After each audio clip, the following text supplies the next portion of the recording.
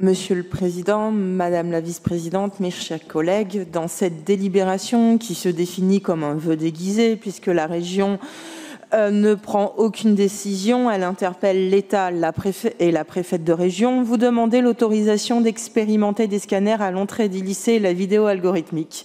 Nous sommes donc entrés dans une nouvelle ère de cette mandature, celle du région qui agit désormais par incantation, qui ne budgétise même pas, puisqu'en commission, aucune réponse nous a été donnée sur le coup en disant « on verra plus tard ».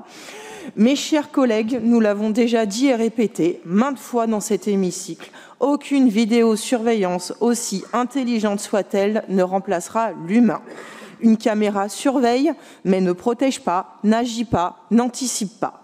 Or, ce que nous avons le plus besoin aujourd'hui pour nos lycéennes, nos lycéens, c'est d'accompagnement d'humains, d'agents publics dans nos lycées. Rappelons qu'il manque aujourd'hui 15 000 postes d'infirmières scolaires en France, une infirmière pour 1 000 à 1 500 élèves, une assistante sociale pour 4 000 élèves en moyenne. Voilà la réalité des chiffres qui devraient nous préoccuper aujourd'hui. Ce n'est pas en installant des nouveaux portiques ou scanners toujours plus performants, des caméras encore plus intelligentes que nous résoudrons les difficultés auxquelles nos jeunes sont confrontés.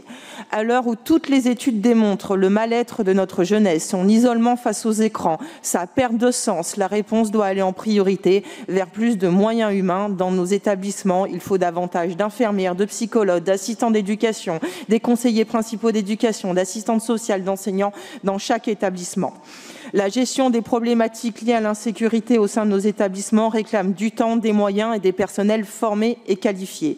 Nous payons aujourd'hui les conséquences de votre politique, la RGPD, le manque de personnel aujourd'hui dans nos lycées. C'est vous qui en êtes responsables. Alors, plutôt que d'être dans l'incantation, les vœux pieux, dans l'attente d'une réponse de votre nouveau patron, votre ami le ministre de l'Intérieur, nous vous proposons d'agir concrètement en développant plus d'appels à projets utiles à nos jeunes. Je parle de réels appels à projets éducatifs culturels et non de financement pour acheter des t-shirts classe défense comme c'est actuellement le cas, de créer du lien. Nous pourrions aussi renforcer également face à ces nouvelles attentes et préoccupations au niveau de la sécurité, davantage de formation professionnelle.